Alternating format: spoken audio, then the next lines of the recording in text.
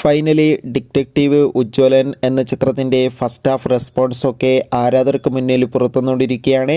ആ ഒരു അപ്ഡേഷനാണ് ഇന്നൊരു വീഡിയോ ഭാഗത്ത് നമ്മൾ നോക്കാൻ പോകുന്നത്. വീഡിയോയിൽ വരുമ്പോൾ വീഡിയോ ലൈക്ക് ചെയ്യുക, ചാനൽ സബ്സ്ക്രൈബ് ചെയ്യുക. മെയ് മാസം അങ്ങോട്ട് ധാരാളം ചിത്രങ്ങൾ OTT റിലീസ് ചെയ്യും. നമ്മുടെ ചാനൽ ഭാഗം പരിശോധിച്ചാൽ ആ വീഡിയോയ്ക്ക് നിങ്ങൾക്ക് കാണാൻ വേണ്ടി സാധിക്കുന്നതായിരിക്കും.